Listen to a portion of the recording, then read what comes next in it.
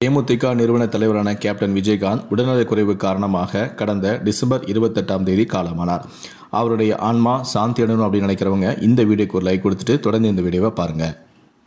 மறைந்த நடிகர் விஜயகாந்தின் மூத்த மகனான விஜய் பிரபாகரனுக்கு கடந்த 2019ஆம் ஆண்டு கோயம்புத்தூரை சேர்ந்த பெண் ஒருவருடன் நிச்சயதார்த்தம் நடந்ததாகவும், ஆனால் கொரோனா, விஜயகாந்தின் உடல்நிலை ஆகிய காரணங்களினால் அந்த திருமணம் தள்ளி போய் கடைசியில் நடக்காமல் போனதாக சில இணையதளங்களில் செய்திகள் வெளியாகி வந்தன. இந்நிலையில்தான் இந்த திருமணம் நின்றுவிட்டதாகவும் அதற்கான காரணம் வெளியாகி தற்போது பெரும் அதிர்ச்சியை ஏற்படுத்தி இருக்கிறது. அதாவது, விஜயகாந்த் உடல்நிலை ஓரளவுக்கு ஆரோக்கியமாக இருக்கும்போதே மூத்த மகனான விஜய் பிரபாகரனுக்கு திருமணம் செய்ய நினைச்ச பிரேமலதா மகனுக்காக தீவிரமாக பெண் தேட ஆரம்பிச்சிருக்காங்க. அதுக்காக திருமண தகவல் மையங்கள் மூலமாக அவங்க முயற்சியும் செஞ்சிருக்காங்க. கோயம்புத்தூரை சேர்ந்த ஒரு தொழிலதிபர் குடும்பத்தில் ஒரு பொண் இருப்பதாக தெரிய வர அந்த பொண்ணை பார்த்து வரலாம்னு போயிருக்காங்க. பொண்ணை நேரில் போய் பார்த்துட்டு 2 பேருக்கும் பிடிச்சிருந்தா கல்யாணத்தை வச்சுக்கலான்னு நினச்சி தான் சென்னையிலிருந்து மகன் மற்றும் நெருங்கிய உறவுகள் சிலருடன் கோயம்புத்தூருக்கு போனாங்க பிரேமலதா. ஆனால் அங்கே போய் இறங்கினதுமே பிரேமலதாவுக்கு பெரிய அதிர்ச்சி. பெண் பார்க்குற நிகழ்வு தானேன்னு தன்னுடைய சொந்தக்காரங்கள்கிட்ட கூட எல்லோருக்குமே தகவல் சொல்லாமல் ரொம்ப சிம்பிளாக சிலரை மட்டுமே கூட்டிக்கிட்டு இவங்க போயிருக்காங்க. ஆனால் அந்த பெண் வீட்டாரோ விஜயகாந்த் பையனுக்கு எங்கள் பொண்ணை கேட்டுட்டு வராங்க அப்படிங்கிற ரீதியில் அவங்க சொல்லியிருக்காங்க போல.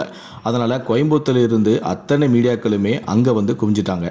இதை பார்த்து அதிர்ச்சி அடைந்த பிரேமலதா அந்த பெண் வீட்டார்கிட்ட, என்னங்க பொண்ணு தானங்க பார்க்க வந்திருக்கோம், எதுக்கு மீடியாக்கெல்லாம் சொன்னீங்க அப்படின்னு சொல்லி கேட்டிருக்காங்க. நாங்கள் யாருமே சொல்லலைங்க, மீடியாக்காரங்க மோப்பம் குடிச்சு எப்படியோ அவங்க வர தகவலை தெரிஞ்சிச்சு வந்துட்டாங்க அப்படின்னு சொல்லி அந்த பெண் வீட்டார்லேருந்து பதிலும் சொல்லியிருக்காங்க. அதுவும் போக சிம்பிளாக வீட்டில் இது நடத்தாமல் இந்த பெண் பார்க்குற நிகழ்ச்சிக்காகவே ஒரு கல்யாண மண்டபத்தையே வாடகைக்கு பிடிச்சிருக்காங்க. பெண் பார்க்கும் படத்தை அவங்க தரப்பு ஊரை கூட்டி இப்படி விளம்பரப்படுத்துன்னு பிரேமலதா எதிர்பார்க்கவே இல்லையா. அதனால் கோயம்புத்தூர் போய் இறங்கியதும் இதெல்லாம் பார்த்ததுமே அவங்க ரொம்பவே அப்செட் ஆகிட்டாங்க. கல்யாணத்துக்கு முன்னாடியே இவ்வளவு அக்கப்போராக இருக்கே, திருமணம் முடிஞ்சால் இன்னும் என்னெல்லாம் பண்ணுவாங்களோன்னு திகைச்சு போயிட்டாங்க. அதனால் போன இடத்துல பொண்ணை மட்டுமே பார்த்துட்டு சென்னைக்கு போய் எல்லார்கிட்டையும் கலந்து பேசி பதில் சொல்கிறோம் அப்படின்னு சொல்லிட்டு வந்துட்டாங்களாம். பெண் வீட்டாருடைய அதிகப்படியான இந்த ஆர்வமே பிரேமலதாவை எரிச்சல் பட வச்சிருக்கு. இந்த சம்பந்தம் சரிப்பட்டு வராது அப்படின்னு சொல்லி பிரேமலதாவும் முடிவு பண்ணிட்டாங்க.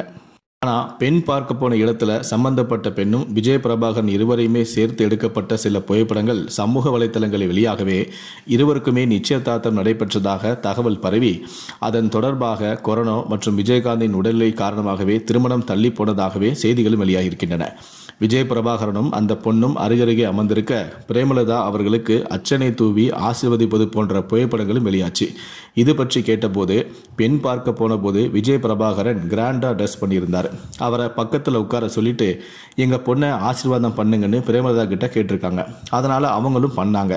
ஒருவேளை நிச்சயதார்த்தம் நடந்திருந்தா விஜயகாந்த் அதுக்கு கண்டிப்பாக போயிருப்பாரே, கட்சி நிர்வாகிகளும் போயிருப்பாங்களே, அப்படி எதுவுமே அங்கே நடக்கல தானே, அதுதானே நிஜம் அப்படின்னு நெருங்கிய குடும்ப உறவுகள் சொல்லியிருக்காங்க. ஒரு கட்டத்தில் கோவையில் நடந்த இந்த சம்பவத்தையே மறந்துவிட்ட பிரேமலதா கடந்த சில மாதங்களுக்கு முன்பு மீண்டும் சில திருமண தகவல் மையங்களை அணுகி மூத்த மகனுடன் இளைய மகன் சண்முக பாண்டியனுக்கும் சேர்த்தே பெண் தேட தொடங்கியிருக்காங்களாம். இந்த சூழ்நிலையில் தான் விஜயகாந்தின் உடல்நிலை எந்தவிதமான முன்னேற்றமும் ஏற்படாமல் அவர் கடந்த வாரம் இறந்துவிட்டார். எனவே இப்போதைக்கு மகன்களின் திருமணம் குறித்து பிரேமலதா எந்த முடிவும் எடுக்க மாட்டார் என்றே தெரிகிறது. சில மாதங்கள் கடந்த பிறகுதான் எதுவுமே தெரிய வரும்.